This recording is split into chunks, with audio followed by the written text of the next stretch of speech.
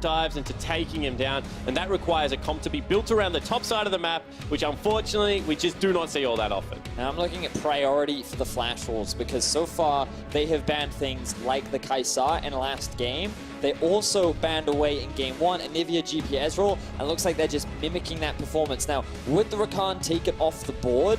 I don't suddenly imagine that Sejuani becomes their first pick, but that doesn't mean that a Trundle or a jungle pick is out of the question.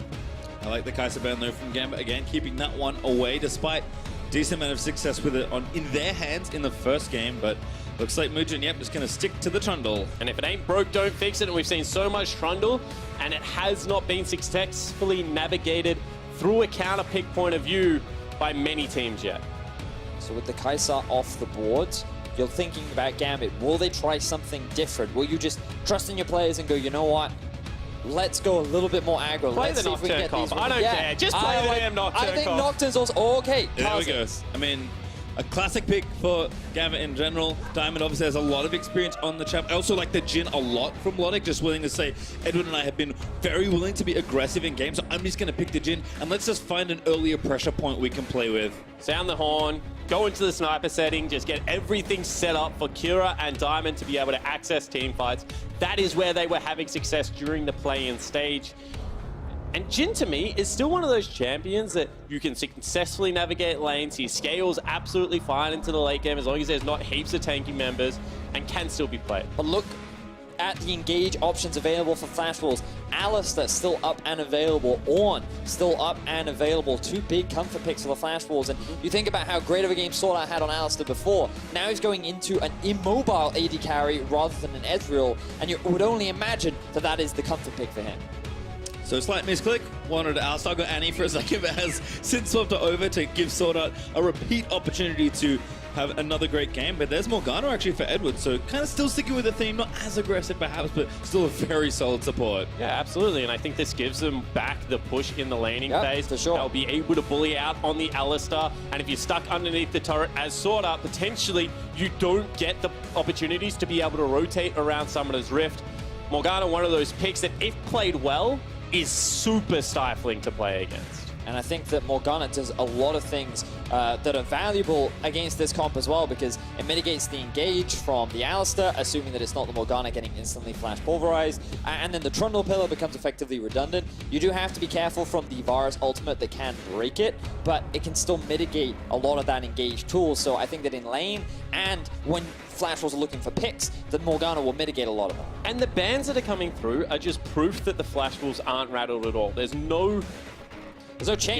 You know, there's no change, but there's also no like recent power pick that they now have to adapt and kind of take away. They're still going towards things that, you know, they just don't want to play against. They don't want to get cheese. They don't want to play against something like a Karthus, so they continue to take that away. And I think that right now, I'm looking for something to come up that kind of breaks this mold that Flash Wolves have put on this series. The Rise will be a change for them, though, at least. Gambit have banned it twice already. Camille, the other ban, as Sion is locked in there for Gambit. Well, we wanted to see pushing lanes for Gambit. We get it now in the bottom lane. You've got it up in the top. You would imagine Flash Wolves looking at something like the Cho'Gath once again. Pretty good as an answer, unless they want more engage to come out, which they can do with the Ornn. Well, they've got Alistair. They're thinking Ornn maybe just add some more cowbell. It's not quite the same with the Ornn Horn, but it looks like that will be the lock in there for Flash Wolves. And I wonder how supportive Maple goes in this composition, because there is some damage coming out of Mujin, and we've seen him play a couple of, you know, not high threat DPS carries. That is going to be a high threat DPS carry if he locks in, and that's one of the questions that I had. Can Maple ascend to his past brilliance? Because his 2017 was not the Korean slaying, was not the solo killing Faker Maple that we had seen of the past. And this could be the road back to that.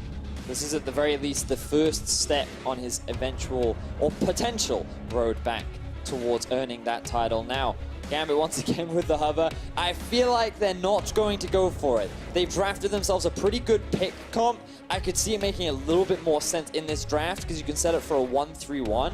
You would be lacking in a little bit of wave clear, but Vladimir in the early levels doesn't have a huge amount of power, and the Kassadin should be able to mitigate that. So I think in this draft, it makes a little more sense than it did before. I mean, there's another champion that sounds very similar to that one. that might also have been a decent pick here. Cassiopeia, we have seen into Vlad already. So, I mean, again, I think Kira is just defaulting the combat. Clearly, they have practiced this pick and are confident in it. It is tough for Gambit fans to have confidence right now, but this is all they have left. They must win every single game from now on. And the one thing I will say is if you all of a sudden isolate someone in a side lane against the Kassadin, at least you've got a Kha'Zix to come in and blow them up with high mobility this game. So I'm kind of in a similar vein. I don't love the pick, but it makes more sense in this composition. It's also historically been not a bad matchup for the Kassadin.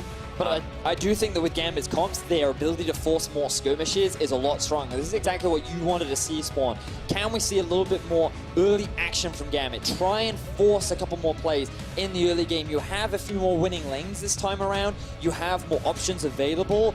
The emphasis is on Diamond to make use of the tools that he now has been presented.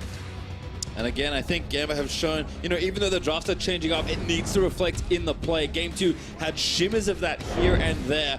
But I really just need to just get in there and just suck it to the Flash Rolls. They need one big kind of shaking, changing moment. And I think the Flash Rolls will not respond well if Gambit can really bring some pressure. Because, again, they've been kind of kicking their feet up, playing the relaxed style they prefer. And while Gambit do have tendencies to play slower early games, they know they cannot fall as far behind. Or else, this game's just going to get erased from the history books and Flash Rolls will stroll on down to a 3-0 sweep. They just need to get control of an area of the map and continue to revisit it. We've seen Flash Wolves be way too calm. You know, they've been making the first move time and time again. They've been under absolutely no pressure. So somehow, Gambit have to be able to wrestle that back. Well, we are going to move ourselves onto 7-0 for what could be our final game. The Flash Rolls are up 2-0 here in the best of 5 as Gambit will have those bricks in their back. Gonna have to go 3 straight here and reverse sweep the Flash Rolls if they want to continue their dream of playing once again on a bigger international stage. They've already done so much work here in MSI during the play-in, but they do not want their run to stop here. That's not what all this preparation was for. Certainly not. Mainstream now, we do see Flash Rolls trying to get a bit of a glimpse in the other game as to where Diamond is starting. You can see a bit of a line of scrimmage set up all across the board, but Flash will successfully get that ward down onto the tower. Edward, rather, getting some early gold, but landing the binding onto Betty and... Cha-ching. Ooh, more gold. He's rolling in it right now. Space Fox goes out, adds insult to injury. There's a third one. Don't really face what check, you don't call face that? check. More goal coming in. Oh, another binding hit Betty. Good This news, is perhaps. the Maybe ultimate magnetized. early game for Gambit. They wanted lane pressure. Well, now they've taken half of Betty's health and his health pot.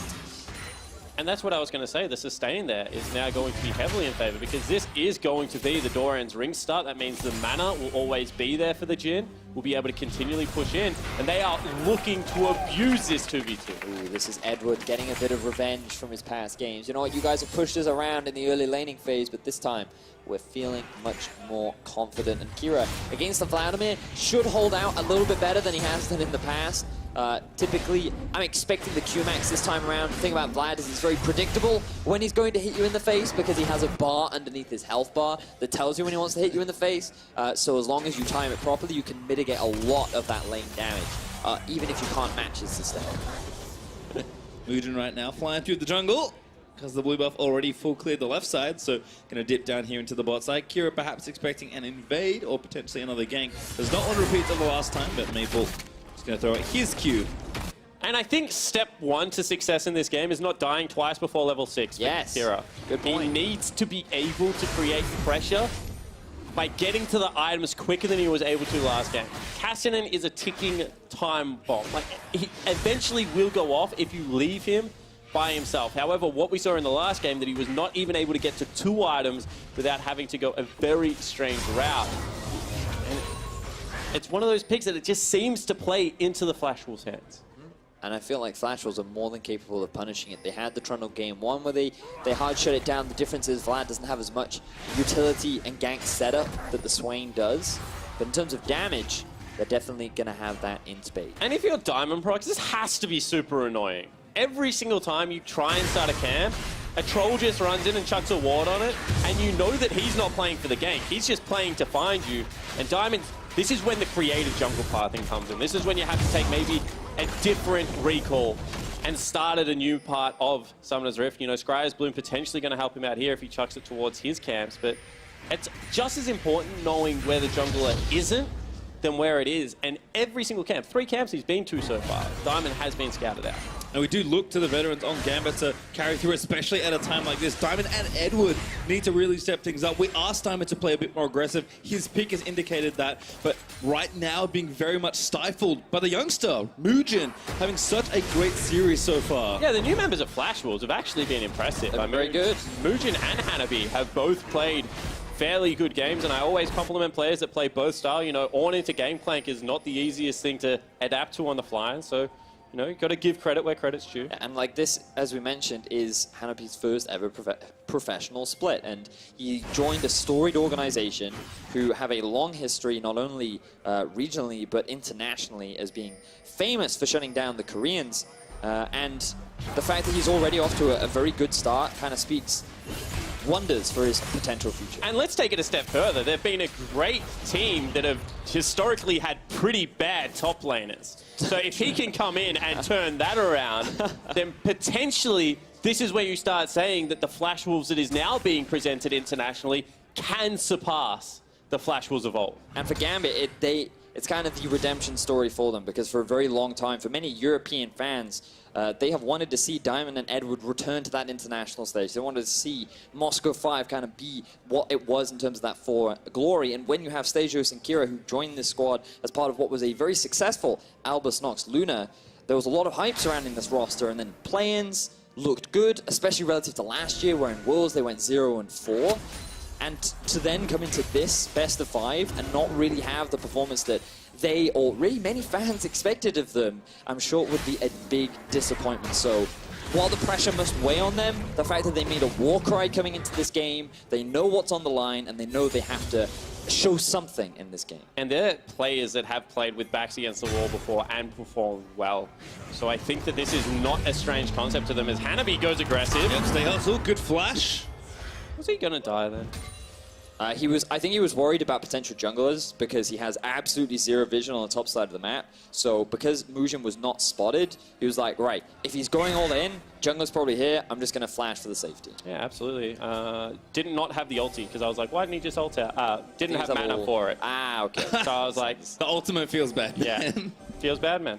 Diamond in level 5 though, he's going to run into the trundle. Diamond heeds your advice. He's waiting. Who will face check first? Oh, there's a ward in the brush. Never mind. Kira is playing this so much safer than what he played game number 1. The lane was pushed up, but he knew there was something in that brush, so he just backs away, plays it nice and safe. I like it, Pastry. That was the condition for him to get Cassin again in the draft, I think. And things have certainly gone better. Diamond now bots that this has been kind of the bright start early for Gambit. Where's the ulti? Look at Sion, he's in the bottom lane as well. Here we go, charging down the bot lane. I think I have to know what's up now. Sorta barely gonna miss beating a binding of Betty. About to get drifted up. First blood charging straight in. It is Stayhouse onto Betty. Now Sorda and Hanabi are gonna try and defend under the turret, but Gambit, they want more. They can feel the fire back in. They're gonna try and get aggressive. Sorda's the target of Diamond. He tanked one too many shots. And now Hanabi is gonna go back in onto Stayhouse. Flash was going to trade there. That ends up being a 1-4. Now look at how low Kira is. Whoa! Flash Mugen forcing the mid lane. Logic, he's out of there. He's still in some trouble, though, because Mugen's going to cut him off. Out of there for how long? No way. Like, all right, do I bait? I have to leave. Please don't chase me. Mabel's like, yeah, you're done, so mate. You're going to flash in, get the Ignite Hemo Plague down. Logic is like, Yep. Maple with a kill. Oh, Mugen, another aggressive. Oh, no. Flash Wolves, they're just imitating Gambit style. You want a flash? We'll flash too.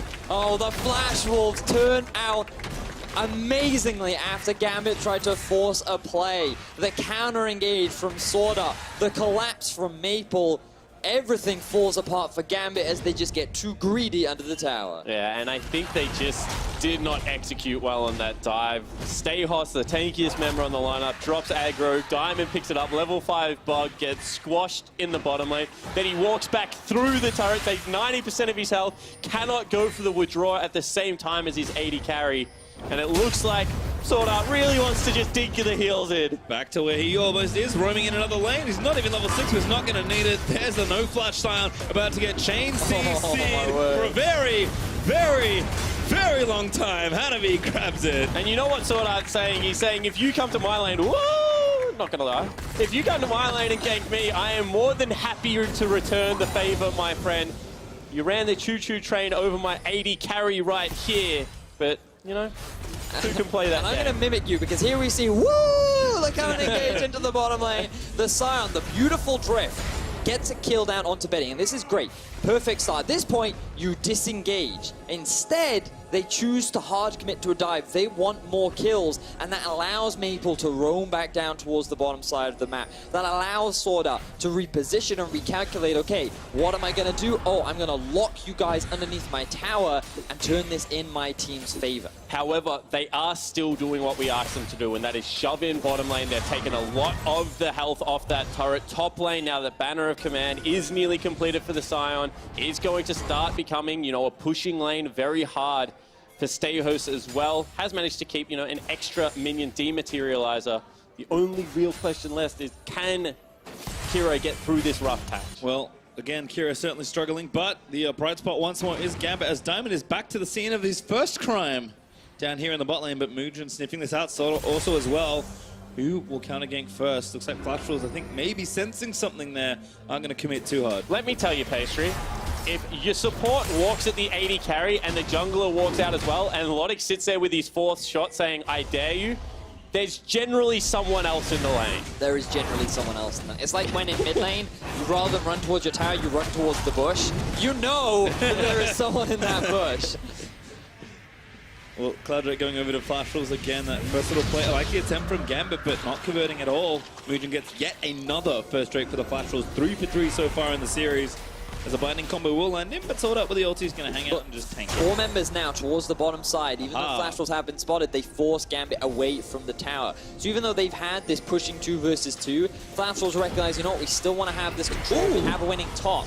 Let's see if they can stop it. Diamond here, but Flash Rolls just going to go diving. 4v3, going to try and make it happen. There's an ult out, but that's Edward dead. Maple able to grab the last hit. And Kira does not follow. The early game Kassadin has no real impact, and Mujin is just working with Maple as he always has done to get Flash Rolls another early tower. And it's not only that, it's that they go from mid to bot, they transfer the pressure down there just in case Diamond wasn't there and is looking for a gank top lane at the same time. There's no counterplay here for Gambit apart from soaking up 2 additional waves of experience in gold, and when you compare that to the first turret advantage going down, it's just not the same. And this is it. The vision all gets cleared out by the Flash Rolls. They know that there are no summoner spells on Edward and Lodic. They simply wait for the Black Shield to disappear, and then Betty throws his ultimate out to secure an easy kill. And it's simply a matter of Flash Rolls recognizing where they can continue to extend their lead. Sword Art with a great roam top meant they have a winning top side, and given you have the push with Maple on Vlad, it's super easy to roam down to the bottom side. And as we see Kira actually go aggressive. They're doing it again. Here's Mujin and Sword Art now looking to try and dive at Kassadin.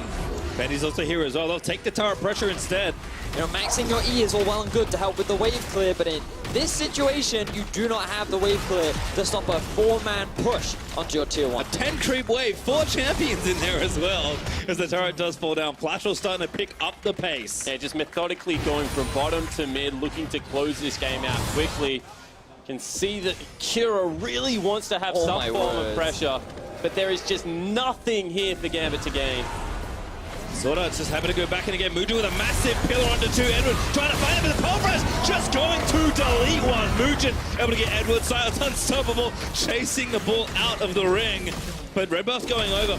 I mean, Gambit is running out of stuff to do at 12.5 minutes. Yeah, this game is getting very ugly. You can see Flash will just confident play after confident play, walking in as a unit and daring Gambit to do something. Oh, for Gambit, this is definitely a rough early game. They tried to be proactive, and Flash Roll said, well, if this is what you're going to try and do, we will crush you at it. And they have just stopped everything that Gambit have tried to set up. They're now even setting up for a tier 2 at 13 minutes into the game.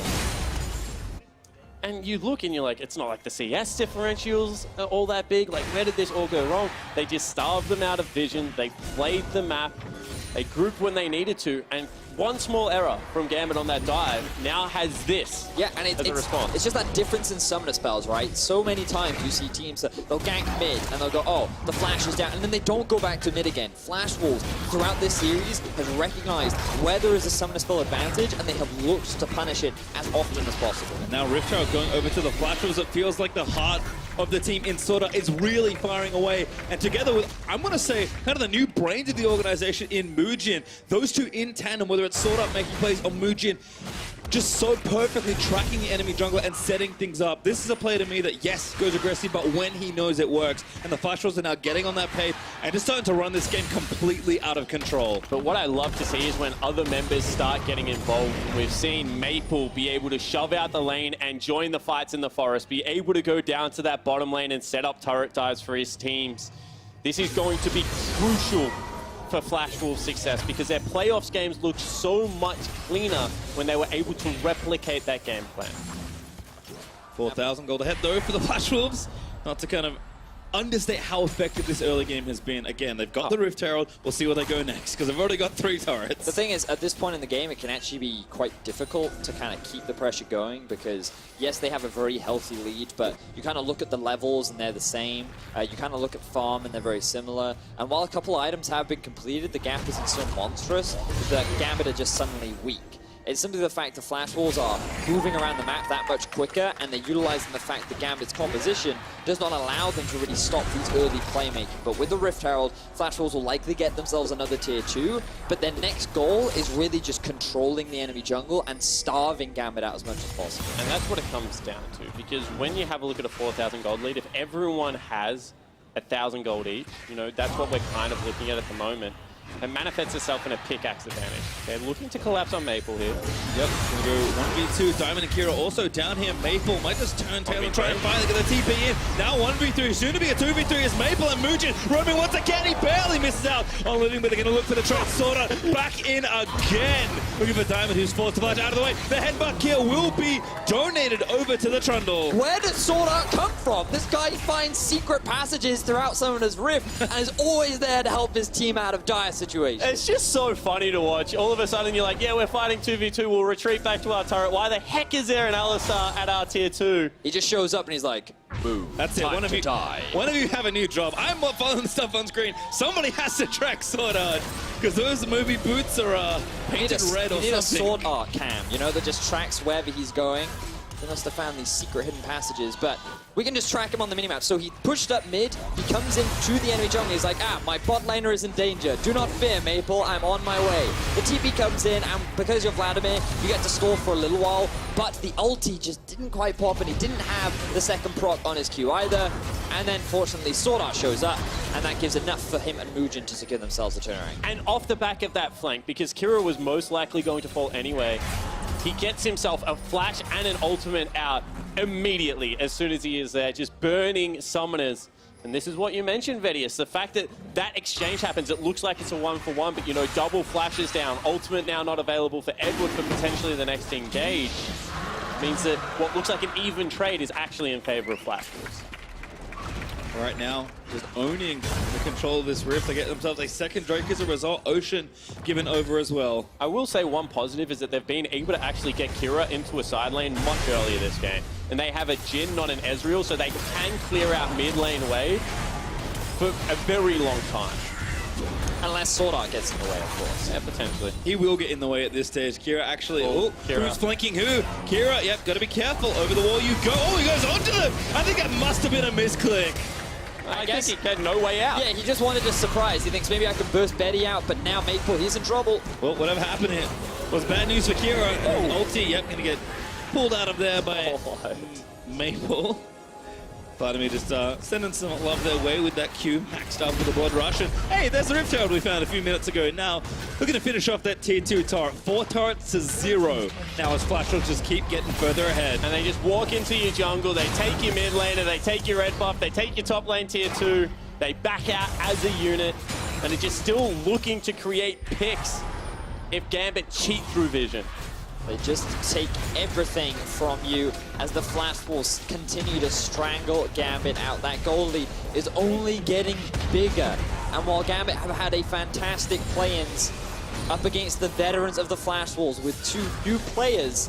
They have not been able to answer the pressure. This is an absolute shellacking. Like, this game has so quickly You would become What is a shellacking? like a really one-sided affair. I see. Yeah, this game has very quickly become like a hole that Gambit will struggle to dig themselves out of. You can see that Stehos is trying to maintain one of his outer turrets. Says, please. Sort of. I thought he had Hex Flash because he was hanging behind the wall, and I was like, surely he's not going to try and dive this. But he was just trying to send a message, you know, peering through the trees, being like, I'm watching you. I'm ready to dive if you go anywhere near my lane. Well, Gambit looks like they're about to maybe lose another full side of the map. Looks like Flash Wolves are going to disengage, so good pressure there, down there onto the tier 2 bomb. But good news that it's only 5 turrets to 0 and not 6. Blue buff, though, does get taken away from the Kassadin. Positive fall, only 5 turrets, you know, only 2,000 gold down in the jungle Only position 19 right minutes, now. don't worry about it too much. Diamond says, if you're going to steal my jungle, I'm next step ahead of you. Like, I'm just going to go to yours. I'll steal your soul, though. Maple ghosting into battle. Okay, this is a little over eager for Maple. He has no vision right now. You say that now. It does get the shimmer down with the E, but all right, knows a little bit better. Sorda's already on the way, by the way. Just hoofing it up towards the left side. Flash Wolves back invading on the left side. And I mean, this just looks like the Flash Wolves right now, outclassing Gambit, unfortunately. You can see that they're in behind Kira again. This is an exquisite performance from Flash Wolves, but also, like, when you think about it, going into the main group stage when you're going up against some, like, very hyped up teams in Kingzone, RNG, Liquid, Fnatic, EVOS as well, after their great performance yesterday, you kind of want to show that you're a step above the other competition and that you can play with some of the bigger regions, you know? So the fact that the Flash Wolves have had such a great series so far can only fill them with confidence coming into the main. Only 1 slot left, and the Flash Wolves say that has our name on it, Gambit, as they continue to apply the pressure. Diamond is invisibly sneaking through the brushes just to get a bit of information. At this point, I think Gambit are rightly worried about a very early Baron. In fact, it's already been started. They have absolutely zero vision. I'm not sure if they have any blue trinkets to spot this one out. It looks like they will. They'll drop it down. This is going to be the fight. Oh, sort of, again, another very creative thing. And Sales just goes in basically to die, starting his own personal 1v5. Hanabi looks for the ult and finds it landing in. The Chain CC will be there. They've now lost their front line. And the Baron is now an even realer possibility. And ladies and gentlemen, that is what frustration in a top laner looks like. Not able to get anything started for the entirety of this game. Sees a couple of low health bars and just says, if we're going to fight, we're going to do it now. Unfortunately, whiffs the engage, and now Baron right back on the table. Well, again, the vision drained out there. That control was still around, like even slapped down the trinket just in case. Diamond is checking, Sword Art spotted him with a sweeper, just trying to keep them out of the pit. Now, Mugen did steal a Baron away in game 1. Can Diamond do the same for Gambit? On this same champion, Diamond, though, I think he already burnt an ulti charge. No, it looks like the brush instead. Maple's just 1v2ing. I mean, they're trying to find him, but Maple busy with the bot lane. In the meantime, a root lands into Kira. They pull off the Baron. Flash Wolves just know every move Gambit is going to make. And Sorta, he's finding there's he going in, but it just doesn't matter. Baron, a desperate attempt. But Flash Wolves play it perfect. They grab the Baron. They're so far ahead. Beautifully executed from the Flash Wolves, stomping Gambit around the Baron. They secure the objective, and they have their eyes set on the first inhibitor of the game. And when Sword Art can solo your jungler, you know the game has deteriorated, and they're now looking to push in. It's only 22 minutes in. Inhib turret going down. Inhib will maybe join it soon after. Death time is short enough that Gambit may get a chance to defend. Flash Wolves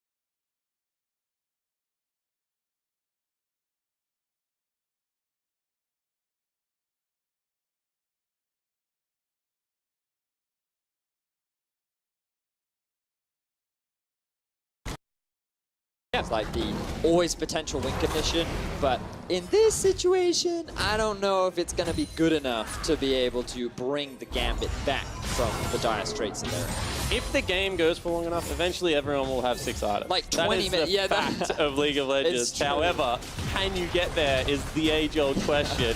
And this does not look like that is the case. Extremely unlikely. Certainly less than 1% at this point. It has to feel like Gambit, I mean, they want to defend this legacy, but Flashes are just giving them no chance. They have something to fight for as well on this stage, and they're cracking 2 inhibs at once. That's awfully good value. And Kira is still staying bottom lane. They're saying, we will be able to hold without you potentially. Get as much gold as you can and then come fight with us. Probably have to if the game's going to be anything at all. But Sorta finds the insta initiation onto Diamond Prox. All not ready to go. Finds it, gets 3 men knocked up. And the Totem is dying before the team fight's ever really over. Flashers are just going to use this Baron and try and take it all down. It's a mess in the back end of the team fight as the Nexus gets exposed. Betty firing away, looking for stay hustles. Kira's just fighting for his life, but there is nothing left but an ace. As the Flashers, they seek redemption among the best teams in the world, and they will erase their opponents to get that chance.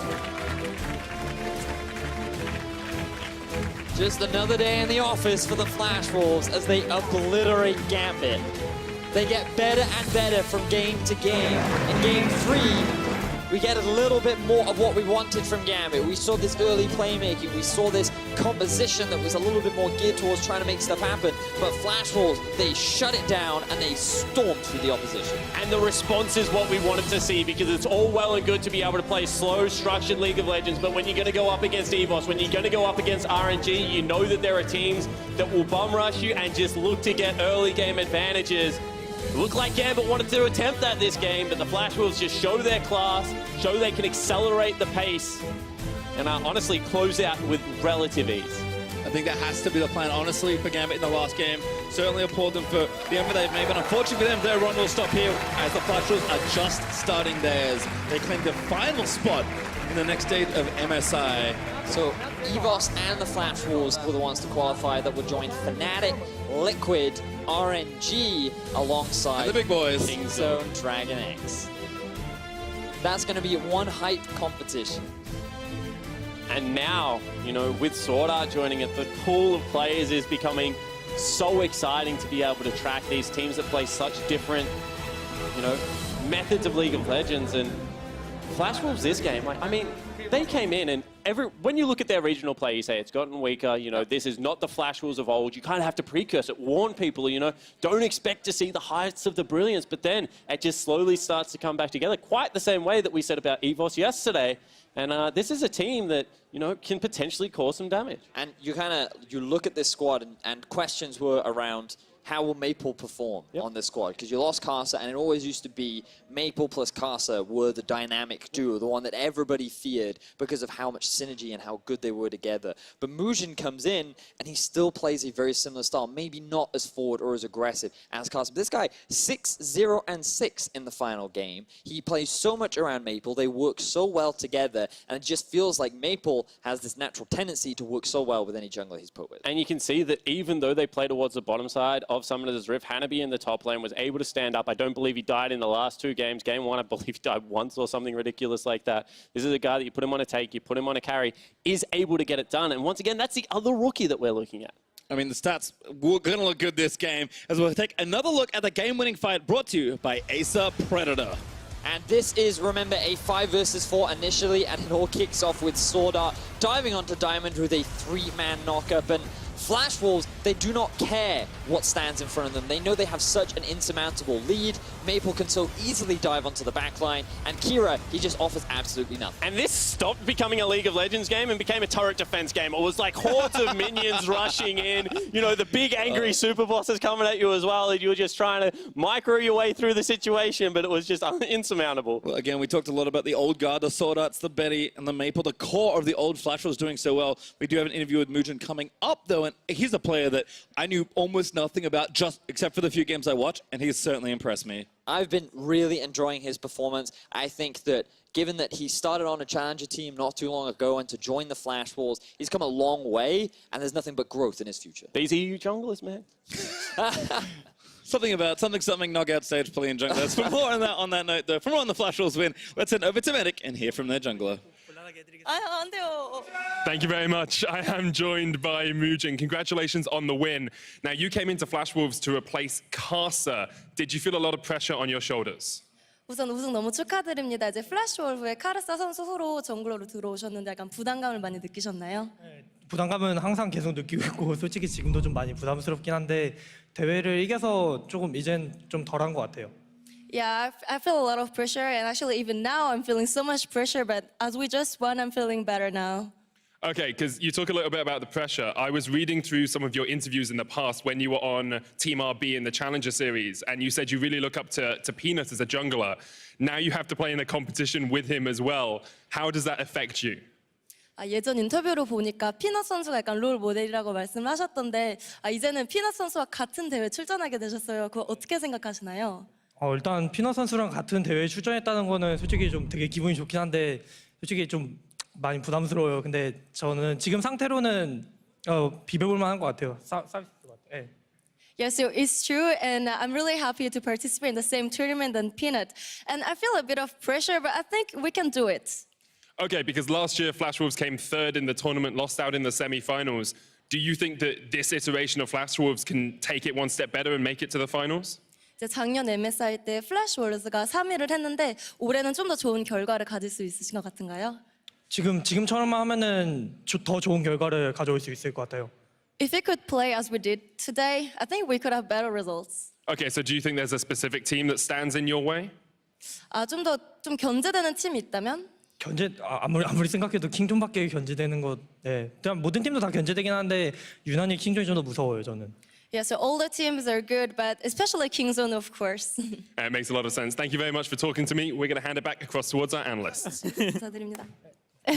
Thank you very much, Medic. Enjoying listening to Mujin after he went absolutely off in that series for the Flash Wolves. And he's also our player of the series. I mean, it was a close race between Sword Art and Mujin, but I think the fact that Mujin is a relative rookie coming into this squad and really had a lot on his shoulders to perform and did it is what, for me, tips it across for him to be the player of the series because he had a very, very standout performance today. Yeah, Mujin was strong, and a lot of it came down to the matchup that we had at the very beginning of who was going to be able to take it. Was it going to be Mujin? Was it going to be Diamond Prox? And it was definitely Mujin saying that, hey, I do have the synergy with myself and, of course, our mid laner Maple. Yeah, and I really like that they drafted so that he had lanes that he could play to. The synergy between him and also Maple showed that they do have it, that they can actually play through that lane. I like the Trundle games and the Kha'Zix performance from him as well. Even though the Kha'Zix was like 2-0 for a very long time, the steal is what kind of tipped it over the edge there because that was the game decider. And I think in that first game, if that goes Gambit, the momentum of the series is completely different. It is, but it went in the favor of the Flash Wolves, and they were just dominating throughout, really saying we do not belong in play-ins. We belong in the MSI group stage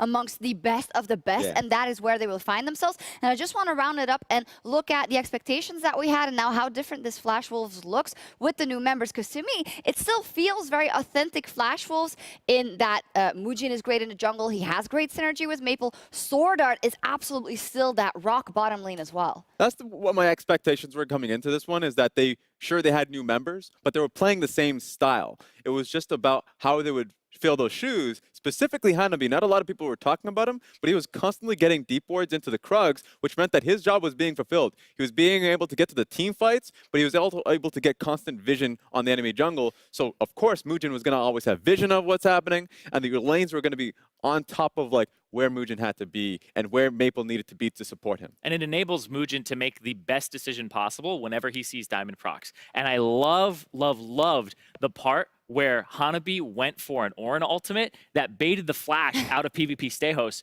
kind of saying, I know you don't have vision here. I've kept you under your turret. There's no way you could possibly be here. And so he's saying, I'm going to play like my junglers here. And I love that from him, basically kind of bluffing his hand. Yeah. What I also like about the Flash Wolves is that, yes, they play similarly in lane priority and with a strong mid-jungle synergy, but it feels to me that they've picked up a bit of aggression and a bit of pace, because we know traditionally that Flash Wolves are pretty good early, but they did have the tendency to let games on the international stage go pretty long, go into those 5v5 brawls.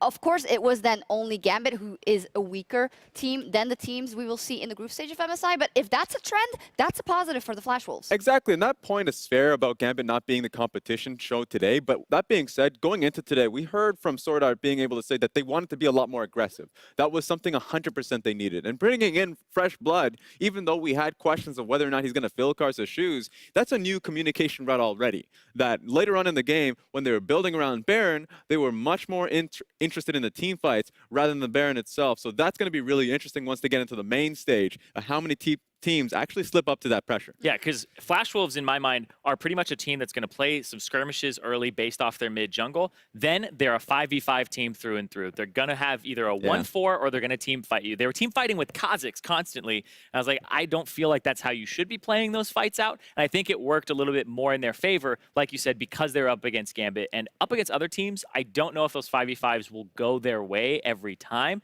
And that's what I want to see moving forward, is how their team fighting holds up against the other teams. It'll be very interesting to see. To button up this series, Gambit is out. They put up a valiant fight, especially in the group stage of the plains. Their strengths showed and showed that they have something to build on, but they're just going to have to go back to the drawing board when it comes to that one step higher. The Flash Wolves are the only returning team to the MSI group stage from last year. All the other teams are different, so let's see what that dynamic looks like. And finally, Zyrene, you said it at the beginning of the day, if Flash Wolves won today, now because of that EVOS' victory yesterday, Vietnam finds themselves with a group stage spot at World. Yeah, I'm glad you brought up that thing I said earlier in the day, not the other thing I said.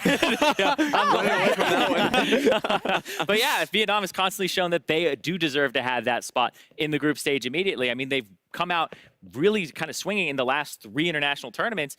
100%, they, we talk about emerging regions. They've emerged as the cream of the crop in the emerging regions. Glad you brought it up, by the way. Your prediction sucked. You had Gambit. There we go. Get out of here. Get out of here. I've got your back. Why you got to do this, Sharks? Just let me go. Now you get back out of here. I thought I'd get off the desk without it, man. I faced the flame earlier. Now it's your time to shine, buddy. I prefaced it. It's such an ungrateful position to be in, because you have to work with not all the information just based on opinion, and then you get rinsed completely when you're wrong. Keep defending me, Sharks. I need this. You suck. But that's the thing. That's the beauty of this kind of stage, because you don't get to see EVOS. You don't get to see Flash Wolves. And the only information you get is 2 patches ago. Yeah. So a lot of that information, even though we know these teams are clean, or in EVOS, you're like, well, sure, maybe they have some missteps in their own region. They come in preparing ultimately for that best of 5. He's defending his yesterday prediction instead of talking about today. You know what? Guys, I'm going to cut you off. Go ahead. Sorry, talking about information. We're going to get some more insight and information from the Flash Wolves as Medic is standing by with Maple. Thank you, guys. I'm joined by Maple. Congratulations very much on that win. The Flash Wolves has changed quite a bit in the last year. You brought in Hanabi and Mujin as well. Exactly how has the team changed over the last 6 months? 恭喜你们赢得胜利。然后你们这次有新的队员，就是哈拉比跟木金加入。那在过去6个月以来，这对你们的队伍有产生什么样的不同的变化吗？木金的话，就是其实风格也跟卡萨蛮像的，所以其实跟我也蛮搭的。然后上路哈纳比的话，就是他的战术更多元嘛，因为他的角色他会玩一些斗士，然后像 GP 啊、卡米尔这种的，所以让我们的上路变得更那个灵活。So in the case of Mujin, he's really similar to Karsa in terms of play. So I have no problem gelling with him. My chemistry with him is pretty well. And in Hanabi, he has a wild style of play, and he has a wide champion pool. So that brings us more dynamic and like bringing fighters like GP or Camille into the game for us. They both seem to have gelled quite well with the team. The last 2 times you have been at MSI, you've come up to the semifinals, haven't been able to make it any further. Do you think with this new lineup, you can make it all the way to the finals? 所以过去你们打 MSI 的时候都只有进到4强，那没有办法再晋级。那这次来讲，你们觉得这次比较有希望再更进一步吗？就每次国际赛，因为我们 MSI 都是4强嘛，当然会希望这一次一定要突破，就是比以前更好的成绩。Yeah, we always reach semifinals in MSI in the past. Of course, we want to surpass that, so we want to try and get to the finals. Makes a lot of sense. And the last time we saw you on an international stage, it didn't go too well. You only won 1 game at Worlds. Is there a lot of pride on the line for you specifically at MSI this year? 就像我们去年打世界赛的时候，你们只有赢1场。那这次来又到国际级的比赛在 MSI， 你们想证明什么？那一年世界赛的话，我觉得就是因为我们打很差嘛，然后重点是没有把平常我们训练赛的东西打出来，所以这次的话就是我们要把我们练习的100%，然后展现在比赛上面这样。We didn't do that well at Worlds because I think we didn't showcase our talent like what we did in scrims in the games. This time we hopefully will show what we practiced 100% during the games, and we'll probably do better. I hope to see you play well. Good luck in group stages as well. Thank you very much, and back to you. Thank you very much, Medic and Maple. And this is the part where we get to theorize about how good the Flash Wolves and the other teams can do at the MSI group stage. Let's take a look now that we have all our representatives in the group stage, all 6 buttoned up. After the play-ins, we have EVOS most recently joining Flash Wolves just today. Fnatic from Europe, Team Liquid, Kingzone Dragon X, and in the end, Royal Never Give Up from the LPL. First off, let me say, this is a wonderful, wonderful composition of group, I would say. Oh, we have yeah. all new representatives outside of the Flash Wolves. We have a VCS representative back in there, and we have new champions coming out of all the regions. Yeah, I really like it because it's refreshing for almost everybody except for the Flash Wolves, especially for North America, because now a different team can let us down in the group stage. I didn't know you were going to go. That's a good mix-up. I'll say this. One thing I really love about it was that the 4 teams that were already guaranteed to go this far, a lot of people were just zeroing in on the bottom lane. It's like, oh, Uzi, you know, the Korean AD carries, Gorilla. beautiful, phenomenal. And then we're throwing in the play-in team specifically, and we're getting a lot of good stuff coming in the mid lane, Maple, and then of course Jungle as well from EVOS, Yijin. So there's a lot of good flavor coming in just to mix up the compositions going in the bottom. Absolutely, and usually when the junglers are pretty hyped and there's big competition, it means that we see pretty active games and aggressive games in terms of meta. We can only hope. How much do you think the meta is going to change going into MSI? Do you think teams are going to play more careful, more slowly in those best of ones? I don't know if they'll play more slowly. I think teams are going to find their stylistic niche, and I think we're going to see more champions than we have already. Because like if you look stylistically at these teams, we have 3 teams that are pretty bottom lane focused, then Flash Wolves, which are mid lane focused, EVOS jungle focused, top lane, and then you have Kingzone, which are very flexible, but you have Khan. Yeah. You cannot play against Kingzone without thinking about what is Khan going to pick in the draft and how is Peanut going to play around it, because this team is very different than the other ones in the group. And then you have the best team in the group, Fnatic from the EU LCS. Oh, wait a second. Kidding. Hold on a minute. I'm just kidding. Obviously, I am very much looking forward as a representative from the EU LCS to Fnatic. They had a fantastic split. They, of course, beat out G2, and they just looked very, very clean. And now I want to kind of know from you guys what you're expecting of your own teams from your own region. So how do you think RNG is going to do, Raz? RNG, I do think that I've already made a mention of this. I think they're going to the finals. I'm just going to put that out immediately, just because a lot of the focus is Uzi. That really story. incredibly, exactly. The story is phenomenal that he rode that all the way to the LPL finals, incredibly strong in how he's able to output that. And then we saw MLXG really surpassing the MLXD point of view. Like he's actually really strong at the point. Also bringing in Karsa behind him. So it's really cool that they have that kind of dynamic coming across. And Xiaohu's been a beast. So it's fun to see the double threat coming out of the mid and bottom lane. And it's fun that you mentioned Fnatic because they have a little bit of that as well with Reckless and Caps. So that specific matchup is going to be fun to watch. It will be. Team Liquid, what are they going to do? What are their strengths? What are they going to do, man? Well, I expect nothing. And What?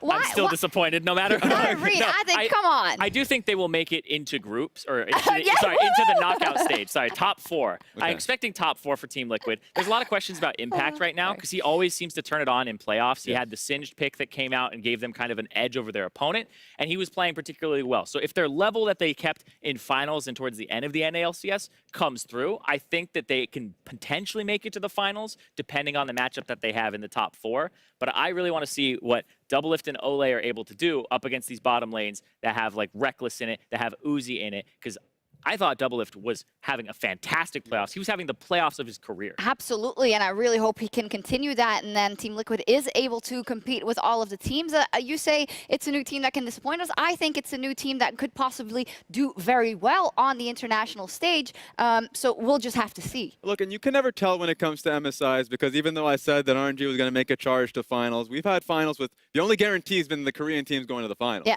So this time around, perhaps Kingzone Dragon X comes through, but is it going to be the North American team like CLG did? Is it going to be like the European like G2 once did? So a lot of the times you get those teams that make the stretch and you only really find out their level in the group stage. So the group stage, like, I'm going to love to watch it. I mean, I'm saying RNG, but I'm a little But scared. as you mentioned, well, it's clear that Kingzone Dragon X is going to be in the final.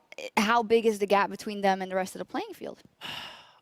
Between them and RNG, I don't think it's astronomically large, but I think between them and the rest of the field, I'm saying they drop probably one game in the group stage. Yeah, when they're already qualified for the next round. Oh, there's also that extra caveat now that if you end #1, you get to pick who you play in the semifinals. I cannot wait for the Salt. As far as I remember correctly, that is the case. I hope that is correct. Okay. So that I'm just looking forward to the Salt mine that is going to explode when something or the other happens. But it does give you even more incentive to really, when often we talk about teams sandbagging here or there or whatnot in the group stage. No, it's fantastic if you get that #1 spot and you get to pick who you want to avoid in those semifinals. Yeah, because I think we had something where Chinese team was #1, had to go against Korea in the first round. Feels bad, man. Feels and very it ended bad, up man. being like, oh, I wish you probably had the Korean team do a little better, or you could have picked somebody else. So that would be cool. Well, a lot to theorize, and well, we'll know on Friday already. That is when we come back and go into it with the group stage. It's starting at 11 a.m. Central European Summer Time. That is 2 a.m. Pacific Daylight Time. Again, not a lot of practice for the teams that won here today. You know, Flash Wolves straight back to the drawing board, and the very first matchup, Fnatic versus Royal Never Give Up. Raz, you excited? You gotta wake up early for this one because this is when the entire European region gets let down from the beginning. I'm putting it out there, all right? I'm getting that all out there. It might happen, and if it doesn't... It might happen. Wow, that's strong. At me. What's your Twitter handle? Drop. No, I'm just kidding. Also, Kingzone Dragon X versus Team Liquid is NALCS's first match. Oof, talk about trial by fire.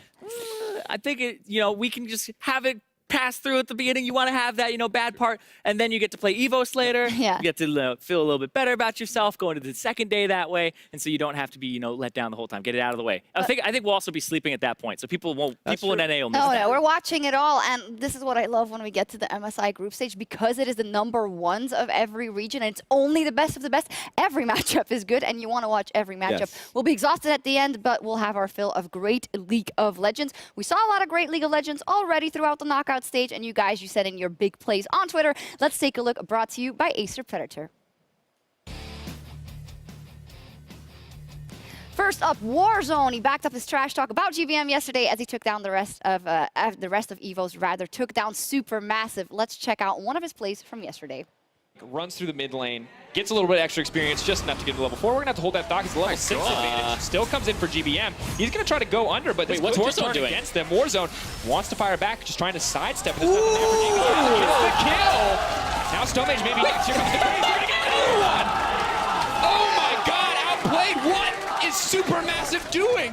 I think GBM has just lost his mind that for a is the second. exact moment GBM got tilted off the face of the earth. I'd be tilted too, by the way. That's not good.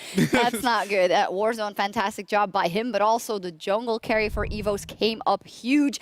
At Magic of Limbo was inspired, tweeting, Yijin getting me hyped to play some Graves jungle and feed uncontrollably. So there's no objective reward here for Supermassive. Now, Yijin, what is he doing? Oh, here comes the Ornn ulti. Oh, he's gonna go for it! Oh my God, goodbye! That's not a Kha'Zix, that's a Graves, baby. In the middle of everything, the shotgun hitting home melee range, and he is not concerned, but he should be. The shutdown comes through from GBM. Stark still trying to turn this fight, still trying to keep it going. Meanwhile, Slay is pushing on the top side. Supermassive grasping at straws, just trying to kill the Ornn, but he's still... Oh, it went, but this that is where was the plays were a amazing. second ago.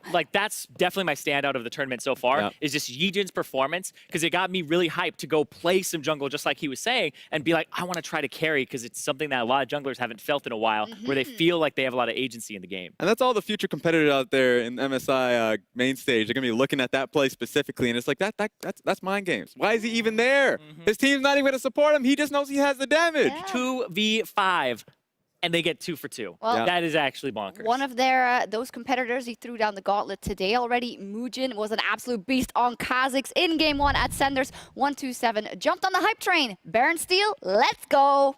The carry is dead for Flash Wolves. They do have the... Oh, TP unavailable for Hanabi. Gambit now on the Baron. Keep your eyes on Mujin. Cho'Gath around here as well, but like you said, he's a little too late. Mujin going to try and make a steal happen, but they're trying to snip him out. He's going to make it into the pit if he can try. He needs to time out well. He's so low in health. This Mujin steals the Baron away.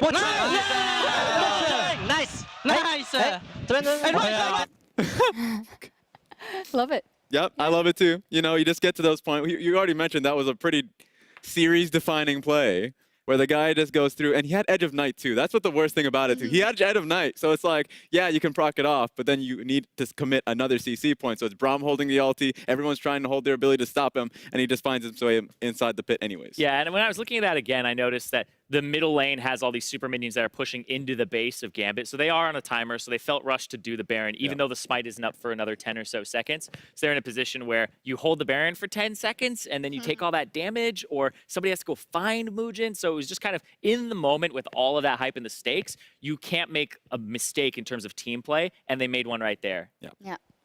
This will be the end of the plane stage, guys. A lot of great plays, a lot of good teams. Favorite moment from planes? Go. Oh, wait a minute. Ejin. Yeah, I'm taking. I mean, sorry, working with Raz. Oh, okay, all right, yeah, I agree. No. Well, it's going to be us for us here for the MSI Plains. Thank you. We will see you as we kick off the group stage on Friday. And to the occasion and the end of the Plains, I think we need to bust some moves as we go.